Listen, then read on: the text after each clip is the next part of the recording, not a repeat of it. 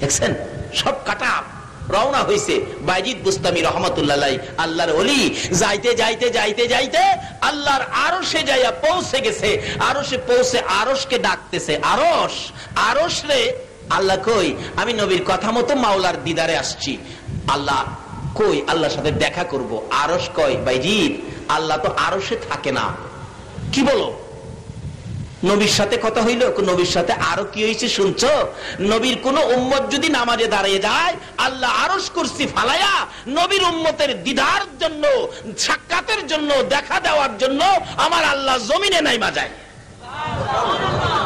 বাইজি দেখতে চিৎকার মারছে আল্লাহু আকবার বলে। কয় কি রে, আল্লাহ জমিনে নাইমা যায়? আমরা সেই নবীর উম্মত। বাইজিদ কত বড় দরজার ওলি ছিল। আল্লাহর ওলিদের সাথে যারা বেয়াদবি করবে, আল্লাহর ওলি ভালো লাগে না, দূরে থাকেন, কিন্তু বেয়াদবি নয়। আল্লাহর ওলিদের সাথে যারা বেয়াদবি করে, আল্লাহ বলেন আমি তাদের সাথে যুদ্ধ ঘোষণা করব। আল্লাহর ওলি বাইজিদ বুস্তামি রহমাতুল্লাহ আলাইহি তরিকতের কাজ নিয়ে যাচ্ছে, তরিকতের কাজ যাচ্ছে, তরিকতের তালিম দিবেন। রাস্তার মধ্যে ক্লান্ত হয়ে একটা গাছের নিচে বসলে একটু রেস্ট নেবেন, তো বসছেন, উপর থেকে পাখি লেদা মারলেন, ময়লা ছাইরা দিলেন। পাখির লেদা আইসা আল্লাহর ওলি বাইজিদ বুস্তামির জামার মধ্যে পড়ছে। বাইজিদ বুস্তামি উপরের দিকে একটু রাগ হয়ে তাকাইলেন, আমি সফরে বাহির হলাম, আমার জামা তো একটা, তুমি একই করলি। আল্লাহ বলছে আমার ওলিদের সাথে যারা বেয়াদবি করবে আমি তাদের বিরুদ্ধে যুদ্ধ ঘোষণা করব। ওলিদের সাথে বেয়াদবি করেন না। এবার বাইজিদ বুস্তামি রহমাতুল্লাহ আলাইহি একটু কড়া নজরে তাকাইছে, রাগ হইয়া পাখিটা সাথে সাথে পুইরা ছাই হইয়া জমিনে পড়ে গেছে। আল্লাহর ওলি বাইজিদ বুস্তামি বলেন, কি কেমন হইল? আমার সাথে বেয়াদবি যে করলে, এখন তো তোর জীবনটা শেষ। তার থেকে 6 মাস পরে বাইজিদ বুস্তামি রহমাতুল্লাহ যাচ্ছে তরিকতের কাজ, তরিকতের তালিম নিয়ে যাচ্ছে। এক হঠাৎ দেখে আসরের নামাজের সময় হয়ে গেছে, এখন তো নামাজ পড়বে। বলুন তো আল্লাহর ওলিরা নামাজ পড়ে কিনা? আরো জোরে কোন পড়ে? আমার নবী যা দিছে আল্লাহর ওলিরা তাই নিছে। নবী মেরাজের সফর করে আনছে নামাজ, সঙ্গে সঙ্গে ওলিরা নামাজ নিয়ে গেছে। নামাজ ব্যতীত ওলি হওয়া যায় না। বাইজিদ নামাজের টাইম নামাজ পড়বে, তো কোনো বাড়িঘর নাই, পানি পাবে কোত্থেকে, উজু করবে কোত্থেকে? হঠাৎ দেখে পাহাড়ের চিপার মধ্যে ছোট্ট একটা ঘর, চারদিক পর্দা করাল, ঘরের পাশে দাঁড়ায় ডাকতেছে, বাড়িতে কে আছেন? আমার একটু পানি দিবেন, উজু করে নামাজ পড়বো। কিন্তু বাড়ি আছে, মানুষের কোনো শব্দ আসতেছে না। আবার ডাক দিলেন, বাড়িতে কে আছেন? একটু পানি দেবেন, শব্দ নাই। 3 বারের মাথায় বাইজিদ একটু রাগ হইয়া বলতেছেন, বাড়িতে কি কেউ নাই?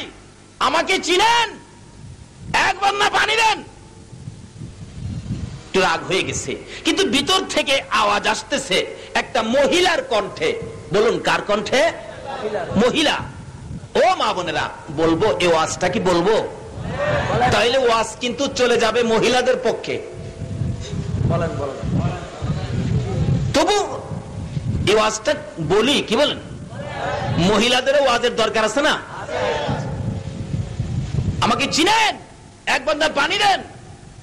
বাড়ির ভিতর থেকে একটা মহিলার কণ্ঠে জবাব আসছে, বাইজিদ বেশি রাগ হয় না, এইটা পাখি মারা না।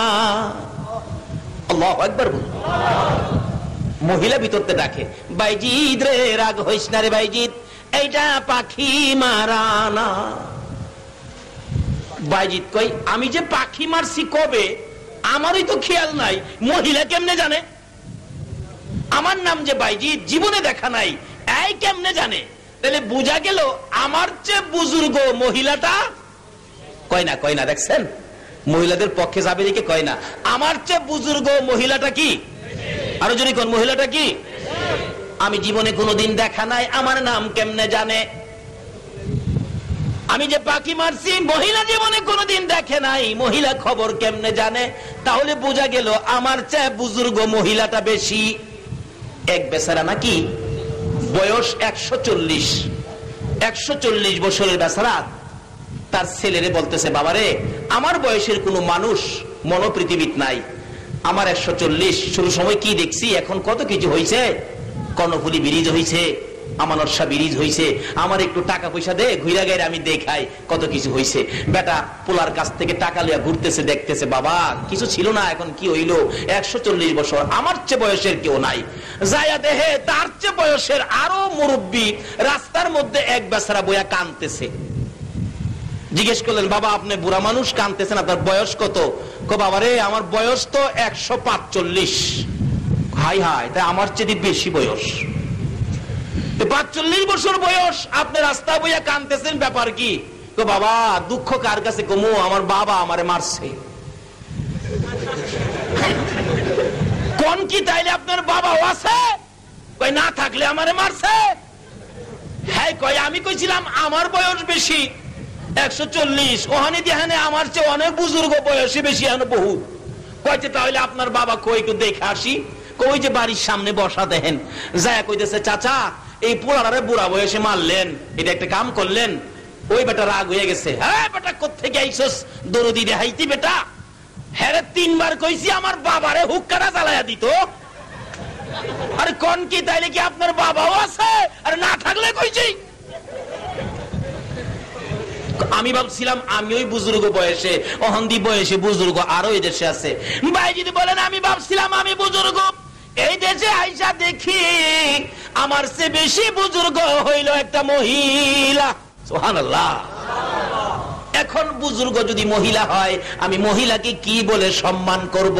বাইজিদ বলতেছেন কি বলে সম্মান করব? আচ্ছা বলুন তো, আমাদের কাছে মহিলাদের মধ্যে সবচেয়ে সম্মানী মহিলা আমাদের বাড়ি ঘরে কে আছে? আরো জোরে বলুন কে? আরো জোরে বলুন কে? আরে মা বাবার কথা মতো যে জন চলে না, বলুন মা বাবার কথা মতো যে জন চলে না, আল্লাহ নবীজির দয়া তারা পাবি না। হাইরে আল্লাহ নবীজির দয়া।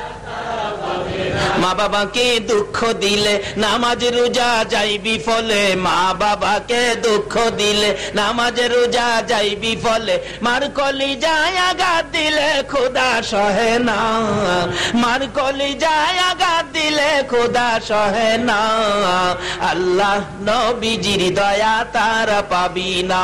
হাইরে আল্লাহ নবীজির দয়া। আচ্ছা সবচেয়ে দামি মহিলাকে? আরো যদি কোন কে? কেন?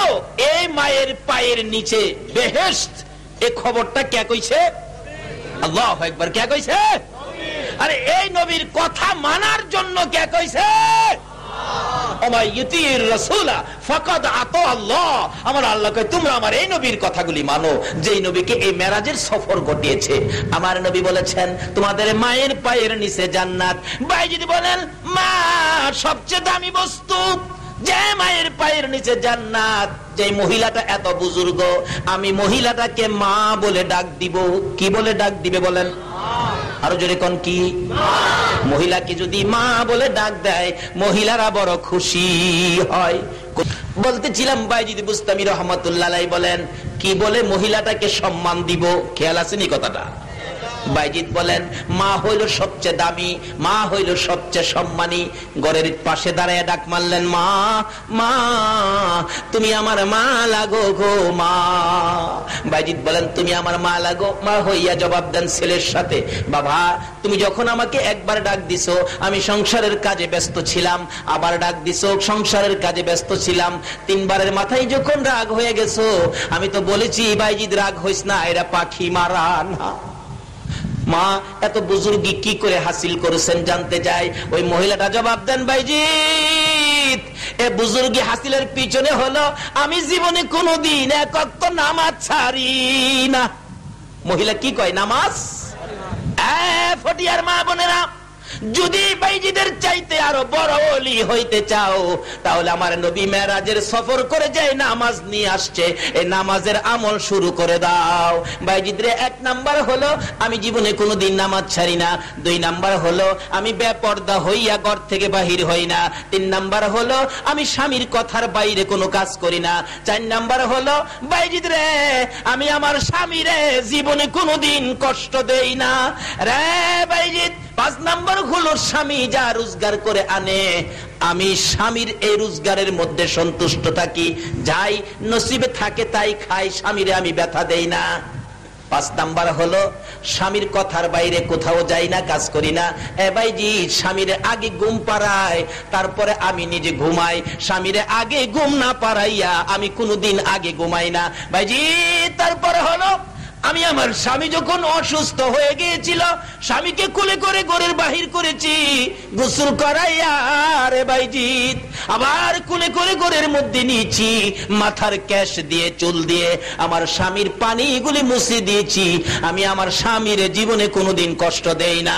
এই আমলগুলি আমার মধ্যে থাকার কারণে রে ভাইজি আমি তোমার চেয়ে আরো বুজুর্গি লাভ করে ফেলেছি। জোরে জোরে কোন সুবহান।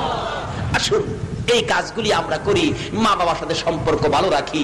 নবীজি মেরাজের সফর করে নামাজ সদাই হিসাবে আমাদের জন্য নিয়ে আসছেন। আবার রাসূল বলেছেন আসসালাতু মেরাজুল মুমিনিন, আবার বলেছেন আসসালাতু মিফতাহুল জান্নাহ, নামাজ বেহেশতের চাবি, এবং এই নামাজ দিয়ে মাওলার দিদার করা যায়। আসুন এই মেরাজের বরকত যদি পেতে চান তাহলে নামাজ ধরুন। শাবানের বরকত যদি নিতে চান নবীকে ভালোবাসুন। রমজানের বরকত যদি পেতে চান মা বাবার খেদমত করুন। আর যদি মা বাবাকে কষ্ট দিয়ে থাকেন আজকে বাড়িতে যায় মার পায়ে ধরুন, বাবার পায়ে ধরুন, ক্ষমা নেন। রমজান আসার আগে আল্লাহ সেই বুঝ দেখ, সেই শক্তি দেখ। সকলে বলুন আমিন। আসুন শেষ কথা হলো 3 নম্বরে খেদমত করতে হবে মা বাবার। কোরআন শরীফে আমি 3টা ওয়াজ, কোরআন শরীফ হাদিস শরীফে 3টা ওয়াজ আমি পাইছি। 1 নম্বরে হলো ভয় করতে হবে আল্লাহকে, 2 নম্বরে হলো মহব্বত করতে হবে নবীকে, 3 নম্বরে হলো খেদমত করতে হবে বাপ মাকে। বলুন কাকে? আরো জোরে কোন? বাপ মা যদি ছোটকালে আমাদেরকে লালন পালনের দায়িত্ব না নিত আমরা কি বাঁচতে পারতাম? শীতের রাত্রে দেখছেন মা ঘুমাইছে এক পাশে, বাবা আরেক পাশে, মাঝখানে আমরা। দেখবেন শীতের রাত্রে যে প্রস্রাব করে দিচ্ছেন তো মা দেখবেন ঘুমের থেকেই হাতটা বাড়াইছে বাচ্চার নিচে, বাড়ায় না? ঘুমের থেকে দেখে ভিজা ভিজা লাগে, মা দেখবেন চট করে ঘুম থেকে উঠে বাবার বিছনাটা ভিজা খাতা সরায়া শুকনা খাতাটা দিছে, আবার প্রস্রাব করলে আরেকটা খাতা দিছে, আবার প্রস্রাব করলে আরেকটা খাতা দিছে। খা দুধ সারে খালি মুদ, কি কর? খা দুধ সারে কি কত আর খাতা বদলাইব? অবশেষে খাতা শেষ। মা দুঃখিনী নিজের আঁচলটা, কাপড়ের আঁচলটাকে 4 ভাগ করে বাবার নিচে, বাচ্চার নিচে দিছে, আবার এখানে প্রস্রাব করে দিছে। দেখবেন মা দরদি প্রস্রাবের ভিজা জায়গাটা মা নিজে শুয়া বাচ্চাটাকে শুকনার মধ্যে শুয়াইছে, আবার প্রস্রাব করে দিছে। অবশেষে দেখবেন মা বাচ্চাটা বুকে নিয়ে থরথর করে কাঁপতেছে, কিন্তু সন্তানকে কষ্ট দেয় না। এই মাকে যদি কেউ কষ্ট দিয়ে থাকেন, নামাজ পড়তে পারেন, রোজা রাখতে পারেন, মুফতি হতে পারেন, মুহাদ্দিস হতে পারেন, মুফাসসির হতে পারেন, মুহাদ্দিস হতে পারেন, মক্কা মদিনার ইমাম সাহেব হতে পারেন, এই মারে কষ্ট দিলে আল্লাহর জান্নাতে যাওয়া হবে না। তাই আমি আমার গজলের মধ্যে বলি, মা বাবার কথা মতো যেজন চলে না, বলুন মা বাবার কথা মতো যেজন চলে না, আল্লাহ নবীজির দয়া তারা পাবি না। হায়রে আল্লাহ নবীজির দয়া। মা বাবাকে দুঃখ দিলে নামাজ রোজা যাইবি ফলে, মা বাবাকে দুঃখ দিলে নামাজ রোজা যাইবি ফলে, মার কলি যায় আঘাত দিলে খোদা সহে না, মার কলি যায় আঘাত দিলে খোদা সহে না, আল্লাহ নবীজির দয়া তারা পাবি না। হায়রে আল্লাহ নবীজির দয়া। সব বরবাদ হয়ে যাবে যদি এই মার সাথে কেউ বেঈমানি করেন। ভাইসা মা বাবার সাথে নাফরমান সন্তান আছেন আমাদের বাংলাদেশে? কার সাথে নাফরমানি করেন? মা আপনার আমার মতো একটা সন্তানের মুখ দেখার জন্য মা কত কষ্ট করেছে, কি বলেন? কষ্ট করে নাই? যখন আমরা মায়ের পেটে গেছি 2 মাস 3 মাস পর্যন্ত মা বমি করতো, খালি বমি, কিচ্ছু খাইতে পারে নাই। মা যদি ইচ্ছে করতো এই কষ্ট করে সন্তান দরকার নাই, কি বলেন? পারতো না? তারপরও দেখেন 7 মাস 8 মাস বয়স হইলে মা কিছু খাইতে পারে না, ঠিকভাবে শুইতে পারে না। ডাইন দিকে কায়ত হয়ে শুইলে আমরা লাথি মারতাম, মা বাম দিকে কায়ত হইতো, আবার লাথি মারছি, মা ওইটা দাঁড়ায় গেছে, আবার লাথি মারছি, লাথিটা মায়ের কলিজাটার মধ্যে লাগছে। কারো কাছে কয় নাই, জিব্বা কামড়াইয়া সহ্য করে 2টা হাত বাড়াইয়া ডাকে, মাহমুদ কবে গো এ সন্তানের মুখ আমারে দেখাইবা। এ সন্তানের মুখ দেখতে যাইয়া কত কত মা বিদায়ী হয়েছে। হয় নাই? হয় নাই? ডেলিভারিতে মা মারা যায় না, বাস্তব ঘটনা। শেষ কথা, আমি দোয়া করে দিব। আমি যখন ওয়াজের মাঠে আসি নাই, মসজিদে ইমামতি করতাম। যে মহল্লাটা ইমামতি করতাম, এই মহল্লার মধ্যে ঘটনা, একটা মেয়ে, গরিবের মেয়ে, বাচ্চা হবে, 3 দিন পর্যন্ত প্রসব ব্যথা, অস্থির। ওই মেয়েটার মা মসজিদের দক্ষিণ পাশের জানালার কাছে দাঁড়াইয়া আসরের নামাজের পরে, আল্লাহ সাক্ষী, এইভাবে 2টা হাত বাড়াইয়া ডাকতেছে, আপনারা আমার মহল্লাবাসী, আপনারা আমার গ্রামবাসী, আপনাদের কাছে আমার মেয়েটার জন্য জীবন ভিক্ষা চাই। কাঁদতেছে আর বলতেছে, আমাকে আপনারা সাহায্য করেন, আমার মেয়েটারে বাঁচাই। আল্লাহ বলছেন, কেউ যদি এইভাবে অসহায় কোনো ব্যক্তি আল্লাহর রাস্তায় সাহায্যের জন্য হাত বাড়ায়, আল্লাহ কয় এই হাতের নিচে দিয়ে আমি আল্লাহর কুদরতি হাত 2টা বাড়ায় রাখি। এরকম যদি কেউ হাত বাড়ায়, হাত খালি দিবেন না, আল্লাহ বরদাস্ত করবে না। কিন্তু কেউ দিল না। মাগরিবের পর সালাম ফিরাইয়া মোনাজাত পড়লাম না, দাঁড়াইয়া বললাম, বাবারা ভাইয়েরা, আপনাদের মহল্লাবাসী অসহায় ব্যক্তি এইভাবে দোয়া চাইলো, আপনারা দোয়া করলেন না, কিছু সাহায্য চাইলো, সাহায্য দিলেন না, একবারে খালি দিলেন, কাজটা তো ভালো হলো না। একজন মুরব্বী বলেন, বাবা, কে কার জন্য রোজগার করে রাখছে, কে কারে দেয়? একদিন এই দেশ ছাড়তে হবে, এই পোশাক খুলতে হবে, সাদা পোশাক পরতে হবে, কবর দেশে যাইতেই হবে।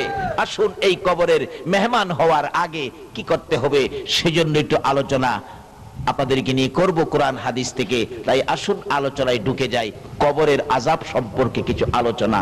আসুন আগে বাড়ি, তাই আলোচনায় ঢুকবো সরাসরি। সর্বপ্রথম আলোচনায় যাই, কোরআন শরীফ থেকে আমি তেলাওয়াত করেছি, কুল্লু নাফসিন যায়িকাতুল মাউত। আমাদের সকলকে একদিন মৃত্যুর স্বাদ গ্রহণ করতে হবে কিনা? এই যে হবে, এটা আমাদের কথা না, কথাটা আল্লাহর। বলুন, কথাটা কার? কোন আল্লাহ? যে আল্লাহ আমাদেরকে সৃষ্টি করেছেন, ওই আল্লাহই বলতে পারবে আমরা যে মরতে হবে। কিন্তু যিনি আমাদেরকে বানাইছেন, এই মাউত যে বানাইছে, সে বলতে পারবে এটা কতদিন টিকসই হবে। কি বলেন, ঠিক কিনা? এই ফ্যানটা যে বানাইছে, সেই বলতে পারবে এটা কতদিন টিকসই হবে। কিন্তু এটা যে বানাইছে, সে বললেন এটা 5 বছর টিকসই হবে। আমি যদি বলি 50 বছর, বলুন তো আমার কথাটা কি সঠিক হবে? কেন? এটা বানাইছে যে, সেই জানে এটার মধ্যে কি মেডিসিন দেওয়া আছে, সেই বলতে পারবে কতদিন টিকসই। তাই আল্লাহ রাব্বুল আলামিন আমাদের এই বডির মধ্যে নাট বল্টু যা কিছু আছে সবগুলো কে দিয়ে বানাইলেন? যেই জাতের জিনিস দিয়ে বানাইলেন, ওই মালিকই বলতে পারবে এটা যে কতদিন যাবে। এই জন্য বলতেছেন, তোমরা সকলেই একদিন মৃত্যুর কুলে ঢলে পড়তে হবে। যদি জিগাই, খোদা গো, কোন মেডিসিন দিয়ে বানাইলেন আমরা যে মৃত্যুর কুলে ঢলে পড়বো, তা আল্লাহ ওয়াজ করে বুঝাবে। কোরআন শরীফ, খলিকাল ইনসানু যায়িফা, তোমরা যে মরে যাইবা, এই জন্য, কারণ আমি তোমাদেরকে বানানোর সময় নরম করে বানাইছি, দুর্বল করে বানাইছি। খলিকাল ইনসানু যায়িফা, এই মানুষ, আমি তোমাদেরকে দুর্বল করে বানাইছি। বলুন, আমাদেরকে দুর্বল করে বানাইছে কে বলতেছে? এখন যদি জিগায় আল্লাহ আপনারা দুর্বল করে কি দিয়া বানাইছেন, আল্লাহ তাও জবাব দিবেন কোরআন শরীফ, ইন্না খলাকনাল ইনসানা মিন নুতফা, একবারে নাপাক দুর্গন্ধযুক্ত পানি দিয়া বান্দা তোরে বানাইছি। তাই তুমি যে মরে যাইবা, এটা মাইনা নাও। বলুন, আল্লাহ যেভাবে আমাদেরকে বুঝাইলেন আমাদের মরতে হবে, এটা কি আপনাদের বিশ্বাসে আসছে? তাহলে মরার পরে যেই দেশে যাবেন, এই দেশটার নাম কি? এই দেশটার নাম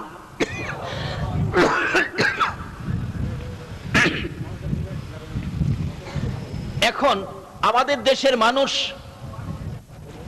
কুয়েত যায়, কাতার যায়, সৌদি যায়, লন্ডন যায়, আমেরিকা যায়।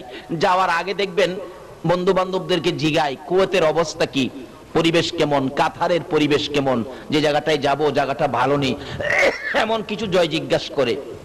আচ্ছা, আপনারা যে এই দেশ ফালায়া কবরে যাবেন, কবরের অবস্থা কি, কেউ কি কোনোদিন কাউরে জিগাইছেন? অথচ এই কবরটা যাইতে হবেই, না যায়া কোনো উপায়। আজকে দুনিয়ায় একটা ঘর বাড়ি করতে গেলে নিজের কত চেষ্টা, অথচ কবরের বাড়িতে যে আপনি যাবেন আপনার কোনো চেষ্টা নাই। আপনি মৃত্যু হয়ে দেখেন না এলাকার লোকজন আপনার বাড়িটা বানানোর জন্য তৈয়ার হয় কিনা বলুন তো? কেউ কোদাল নিবে, কেউ খন্তি নিবে, কেউ ঘাস কাটতে যাবে, কেউ কাফনের কাপড় আনতে যাবে, আপনাকে বিদায়ের জন্য পাগল পাগল হয়ে যাবে। যত বড়ই হন, কিন্তু 2 দিন আপনাকে কেউ রাখবে না। আচ্ছা, এই কবরটার ভিতরে যে আপনি যাবেন, কবরের খবর কি কেউ নিছেন? এই কবরটা যে কত কঠিন। রাসূল বলেছেন এই কবরে 99টা সাপ থাকবে। কয়টা সাপ? এরপর এমন সাপ না যে সাপগুলি মেরে ফেলবেন। একটা সাপে যদি আপনাকে ধ্বংসন করে, ব্যথায় 70 গজ মাটির নিচে চলে যাবেন। আবার অন্য সাপেরা ইস্পাতের নূক থাকবে, টাইনা টাইনা উঠাবে, যাও কই, দুনিয়ায় বড় রং করেছো, এবার শাস্তি ভোগ করো। আরেকটা সাপে দংশন করবে, এইভাবে একের পর এক 99টা সাপ দংশন করতে থাকবে। আচ্ছা বলুন তো, এই বিপদ থেকে বাহির হইয়া কোথাও যাওয়ার কোনো সুযোগ পাওয়া যাবে? নাই। কিন্তু এখান থেকে সুযোগটা নিতে হবে। কিভাবে নেবেন?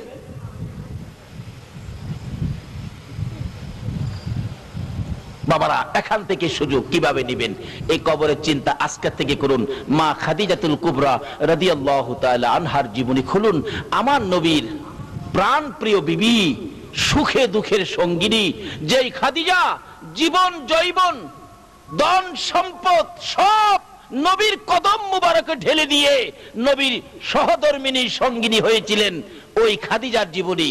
খাদিজা যেদিন দুনিয়া থেকে বিদায় হয়ে যাবেন, কবরের চিন্তা করেছিলেন খাদিজা। একটু চিন্তা করে কবরের অবস্থা দেখে, কবরে কেউ নাই, আমাকে কবরে রেখে সবাই চলে যাবে, কি প্রশ্ন হবে, কি জবাব দিব, এই চিন্তায় খাদিজা খুব কাঁদতেছিল। খাদিজা কাঁদতে কাঁদতে চোখের পানি দিয়ে বুক বসতেছে, পাগল পাগল হয়ে গেল। খাতুনে জান্নাত ফাতেমাতুজ জাহরা একেবারে ছোট মেয়ে, মার কান্না দেখে বারবার বলতেছেন, মা গো এইভাবেই কেন কান্দো? ও মা, তুমি কেন কান্দো বলো? কোনো কথাই বলে না। দৌড়ায় নবীজির সামনে হাজির হয়ে গেলেন। আব্বা, হ্যাঁ মা কান্দে, কত কথাই বলি, কোনো কথাই মা জবাব দেয় না। একটু আসেন, মাকে জিজ্ঞেস করেন আমার মা কেন কান্দে। মা খাদিজাতুল কুবরা রাদিয়াল্লাহু তাআলার খবর পাইয়া এবার আমার নবী খাদিজার সামনে হাজির হলেন। রে খাদিজা, কেন কান্দো? কি ব্যথা, কি দুঃখ বলো? হুজুর, অন্য কোনো দুঃখ নয়, আমি তো কবরের চিন্তায় আমি কাঁদতেছি। কবরে একা করে কেমনে থাকবো, প্রশ্ন কি হবে, কি জবাব দিব, সেই ভয়ে কান্দি। আমার নবী বলেন, খাদিজা রে, আমি রাসূল তোমার পক্ষে আছি, এত ভয়ের কারণ তোমার নাই। বলুন, রাসূল যদি কারো পক্ষে থাকে কোনো ভয় আছে কিনা? ও খাদিজা, আমি রাসূল যে তোমার পক্ষে, তোমার কিসের ভয়? খাদিজা বলে, হুজুর দুনিয়ায় আপনি থাকবেন আমার পক্ষে, কবরে তো আপনি যাবেন না। রাসূল বলেন, খাদিজা কবরে না গেলেও আমি উপর থেকেও ভিতরের কাজ চালাইতে পারি। আল্লাহু আকবার বলুন। বলুন, নবী উপর থেকেও ভিতরের কাজ চালাইতে পারে কিনা? যদি নবীর পরিচয় কবরে যা দেওয়া যায়, আর কোনো ভয় আছে? তার বাস্তব। আমি কিছুদিন আগে কেরানীগঞ্জ মাহফিলে গেলাম। কেরানীগঞ্জের এমপি হলেন আমানুল্লাহ আমান এবং মন্ত্রীও। মাহফিল শেষে রাত্র 12টা 1টার পরে বাহির হব। বললাম এত রাত্রে যাব, রাস্তা গাড়ি নিয়ে কোনো বিপদ হয়, গাড়ি নিয়ে ব্রেক দেয়, কি করি না করি। যে একজন কমিটির লোক বলে, হুজুর একটা পোস্টার নিয়ে যান, পোস্টার, এই পোস্টারটা দেখাবেন। সব শেষ, কারণ পোস্টারের মধ্যে আমানুল্লাহ আমানের নাম আছে, উনিও ছিলেন, তার বাড়ির পাশেই মাহফিলটা ছিল। ঠিকই পোস্টারটা নিয়ে আসলাম, সংসদ ভবনের পিছন দিয়ে গাড়ি ঢুকলো, রাত্র প্রায় 2টা। এমনি দেখি কালো পোশাক হাত বাড়াইছে। কালো পোশাক চিনেন নাই? বাবারে, ভালো চিনে।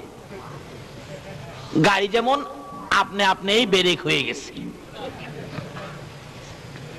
কোত্থেকে আসলেন এত রাত্রে? মাহফিলে গেছিলাম। কোথায়? পোস্টারটা খুলে দিলাম। পোস্টার দেখে অফিসার পড়তেছে, প্রধান অতিথি আমানুল্লাহ আমান, ডালিকান্দি। ও আমানুল্লাহ আমান সাহেবের বাড়ির কাছে গেছিলেন নাকি? হ্যাঁ। উনিও ছিলেন? আমি কি হ্যাঁ উনিও ছিলেন। আমানুল্লাহ আমান সাহেবের বাড়ি উনি ছিলেন না? ঠিক আছে ঠিক আছে, যান যান যান যান।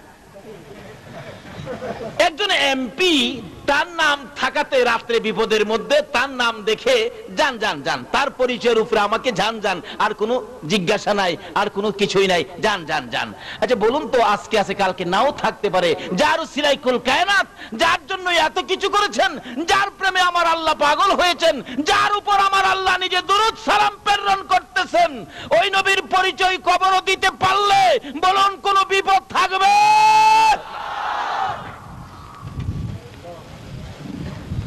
কবর দেওয়ার সময় তো এই কথাটাই বলে দেওয়া হয়, বিসমিল্লাহি ওয়ালা, কি কয় কি কয়, বিসমিল্লাহি ওয়ালা। কার মিল্লাতের উপর দেওয়া হয়?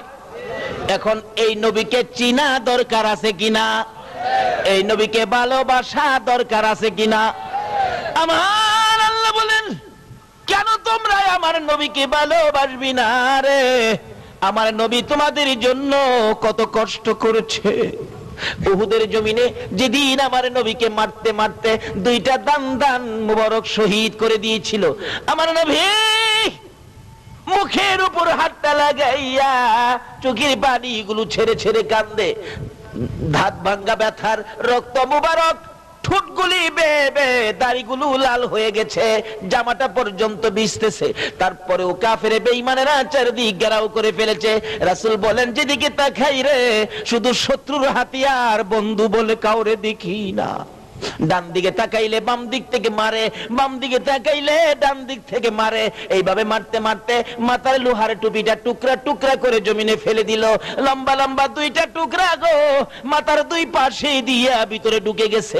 রাসূল বলেন, এমন ভাবে ভিতরে ঢুকেছে, বহু টানাটানি করেছি, খুলতে পারি না। মাথার ব্যথায় আমার নবী মাথা চক্কর খাইয়া উহুদের জমিনের মধ্যে পড়ে গেছে। তারপরও নবীকে মারতে ছিল দুনিয়া থেকে বিদায় করে দেওয়ার জন্য। এমন সময় হযরতে জিবরাইল এইভাবে 2টা হাত বাড়াইয়া আমার নবীরে কুলে উঠাইয়া টান দিয়া সরাইয়া নিয়ে আসছে। উহুদ পাহাড়ের মাঝামাঝি, নিচ থেকে দেখা যায় না এমন একটা জায়গায়, নিজের চোখে দেখে আসছি, আল্লাহ দেখাইছে, নিচ থেকে দেখা যায় না এমন একটা জায়গায় আমার নবীকে জিবরাইল কুলে লইয়া ওই জায়গাটায় নিয়ে গেছে। জিবরাইল বলেন, নবীকে কুলে রাখাই আমি ডাকতেছিলাম, রে উহুদের পাথর, ও উহুদের পাহাড় দেখ, যেই নবী না হইলে কিছুই হতো না, তোরাও হতে না, আমিও হতাম না। এই নবীকে মারতে মারতে বেহুশ করেছে, একটু বিছানার ব্যবস্থা করে দে, আল্লাহর বন্ধুকে শোয়াইয়া রাখি। জিবরাইল বলেন, এই বলে ডাক দেওয়ার সঙ্গে সঙ্গে দেখি লম্বা একটা পাথর ফাইটা তোলার মতো নরম বিছানা হইয়া যায়। আজকে পাথর হইয়া আমার নবীরে চিনে রে, উম্মত হইয়া নবী চিনলাম না। জিবরাইল বলেন, আশ্চর্য হয়ে গেলাম, পাথর এত সুন্দর বিছানা কিভাবে হলো? এবারে জিবরাইল ওই বিছানার মধ্যে আমার নবীকে শুয়াইয়া দিলেন। এখনো নবীর জ্ঞান ফিরতেছে না। দয়ারে নবী মায়ারে নবীর দিকে তাকাইয়া জিবরাইল ডাকতেছে, ইয়া রাসূলুল্লাহ, জ্ঞান বুঝি এখনো ফিরে নাই, ব্যথা বুঝি বেশি। একটু পরে নবীজির চোখ 2টা খুলছে, চোখের পানি জর্জর করে ছেড়ে দিছে জিবরাইলের দিকে তাকাইয়া। জিবরাইল বলেন, ইয়া রাসূলুল্লাহ, জানতে চাই গো আল্লাহর বন্ধু, দান 2টা শহীদ হয়ে গেছে, দাঁত ভাঙ্গা ব্যথা কেমন লাগে গো বলুন না। আমি জিবরাইলের কাছে বলুন না। আমার নবী জিবরাইলের দিকে তাকাইয়া কান্দে। আমার নবীর দিকে তাকাইয়া জিবরাইল বলেন, হুজুর মাথা ভাঙ্গা গো, এই মাথা ভাঙ্গার ব্যথা কেমন লাগে আমি জিবরাইলের কাছে বলুন না। আমার নবী জিবরাইলের দিকে তাকাইয়া দুইটা চোখের পানি জর্জর করে ছেড়ে ছেড়ে কান্দে, রে জিবরাইল আমার দাঁত ভাঙ্গা মাথা ভাঙ্গাই তোর বুঝি মায়া হয়েছে রে জিবরাইল, দাঁত ভাঙ্গা ব্যথা কেমন জিগাইলি, মাথা ভাঙ্গা ব্যথা কেমন জিগাইলে, রে জিবরাইল দাঁত ভাঙ্গা ব্যথা কেমন লাগে জিগাইলি, মাথা ভাঙ্গা ব্যথা কেমন লাগে জিগাইলি, আমার গুনাহগার উম্মতের ব্যথা কেমন লাগে জিগাইলি না। দয়ার নবী মায়ার নবী বলেন, জিবরাইল রে শুনো, দাঁত ভাঙ্গা ব্যথা মাথা ভাঙ্গা ব্যথার চাইতে রে আমার গুনাহগার উম্মতের ব্যথা বেশি। আর এই উম্মতের কান্ডার নবী রহমতের ভান্ডার, বলুন উম্মতের কান্ডার নবী, নবী বিনে রোজ হাসরে কে করিবে পার, নবী বিনে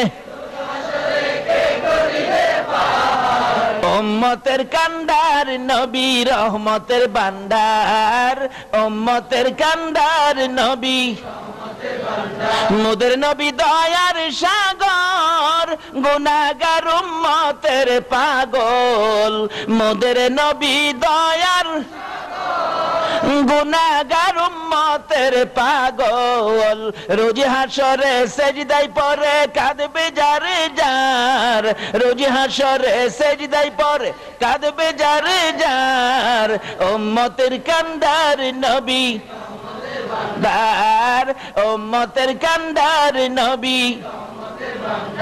যাইয়া দেখো মদিনাতে কান্দে নবী দিনে রাইতে, যাইয়া দেখো মদিনাতে কান্দে নবী দিনে রাইতে, মাফ করিয়ে দাও গো খোদা উম্মত গুনাহগার, মাফ করিয়ে দাও গো খোদা উম্মত গুনাহগার, উম্মতের কান্ডার নবী রহমতের ভান্ডার, উম্মতের কান্ডার নবী বিনে রোজ হাসরে কে করিবে পার, নবী বিনে রোজ হাসরে পার, উম্মতের কান্ডার নবী রহমতের ভান্ডার, উম্মতের কান্ডার নবী। আমার আল্লাহ বলেন, আরে দুনিয়ার মানুষ এই নবীরে কেমনে বুইলা যাবি রে, যেই নবী নিজের ব্যথা গোপন করে রে উম্মতের ব্যথা প্রকাশ করে। আল্লাহু আকবার। এই নবীকে ভুলে যাওয়া আমাদের জন্য ঠিক হবে কিনা বলুন? এই নবীকে ভালোবাসা, এই নবীকে মায়া করা আমাদের দরকার আছে কিনা বলুন? কবরে গেলে এই নবীর দরকার আছে কিনা বলুন? এই নবীর পরিচয় ব্যতীত কবরে আর কারো পরিচয় মাপ পাওয়া যাবে কিনা বলুন? শুধু নবীর পরিচয় দিতে পারলেই বাস লাভবান হয়ে যাবেন। বিসমিল্লাহি ওয়া আলা মিল্লাতি রাসূলিল্লাহ, এই নবীর নামের উপরেই দেওয়া হয়। আর যদি পরিচয় দিতে পারেন হ্যাঁ আমরা তো সেই নবীর উম্মত, তাহলে ফেরেশতারা বলবেন ঘুমান, আপনারা জান্নাতের বিছানার মধ্যে ঘুমান। মা খাদিজা বলেন, ইয়া রাসূলুল্লাহ আমি তো কবরের চিন্তায় আমি কাঁদতেছি। কিসের চিন্তায়? কোন কবর? আল্লাহু আকবার। কি যে কবরের অবস্থা, খবর তো নিলেন না। বিদেশ যাবেন কত খবর নিলেন, কবরে যে যাবেন এই খবর তো নিলেন না। আমাদের পার্শ্ববর্তী রাষ্ট্র মুসলমান রাষ্ট্র পাকিস্তান, পীরদুহা কবরস্থানে সবচেয়ে বড় কবরস্থান পীরদুহা কবরস্থান। একটা যুবক ছেলে মারা গেলে কবর করে লাশটাকে জানাজা দিয়ে কবরে নিয়ে গেলেন, যায়া দেখে কবরটা বন্ধ হয়ে গেছে। ইমাম সাহেব ছিলেন আল্লাহর ওলি মানুষ, আল্লাহর ওলি ইমাম সাহেব বলতেছেন, বাবারে তোমরা কি কবর করো নাই? হুজুর কবর তো করেছি, কিন্তু কই, কিন্তু কবরের মাটি বন্ধ হয়ে গিয়ে বুঝাইতেছে তোর মতো পাপীকে রাখবো না, কবর বন্ধ। বলুন এই কবরে আমাদের প্রত্যেকের যাইতে হবে কিনা? ইমাম সাহেব বলেন আরেকটা কবর করো। আরেকটা কবর করা হলো, হাজার হাজার মানুষের সামনে কবরটা বন্ধ হয়ে গেছে, বুঝাইতেছে তোর মতো পাপীকে রাখবো না। ইমাম সাহেব বলেন আরেকটা করো, 3টা পর্যন্ত দেখি। 3টা কবর করা হলে কবরটার বন্ধ হলো না। 91 সনের ঘটনাটা, বেশি দিন আগের নয়। 3 নাম্বার কবর বন্ধ হলো না। আল্লাহর ওলি বলেন 2 জন লোক কবরে নামো। 2 জন যুবক কবরে নামছে, লাশটা দাও, লাশটা নিয়ে আসো, দাও তাদের কাছে। লাশটা নিয়ে আসার আগে আগে কবর থেকে দুইটা লোক বলতেছে, হুজুর লাশটা কবরে দিয়েন না, দিবার আগে আপনি একটু দেখেন কবরের অবস্থা কি। আল্লাহর ওলি বলেন, দৌড় দিয়ে কবরের পারে যাইলাম, যাইয়া দেখি কবরের ভিতরে 2-2.5 হাত লম্বা লম্বা, এই মোটা মানুষের চোখের মতো বড় বড় চোখ, কালো রঙের বিচ্ছু, কবরটা ভরে গেছে। বলুন এই কবরে আমাদের প্রত্যেকের যাইতে হবে কিনা? এবং এই কবরে অনেকের আত্মীয় স্বজন, দাদা দাদি, মা বাবা ঘুমিয়ে আছে কিনা? নিজে তো কবরের খবর নিলেনই না, এমনকি মা বাবা যে কবরে, এই খবরও তো নিলেন না। কি পায়া এই সমস্ত জায়গাগুলি ভুলে গেলেন?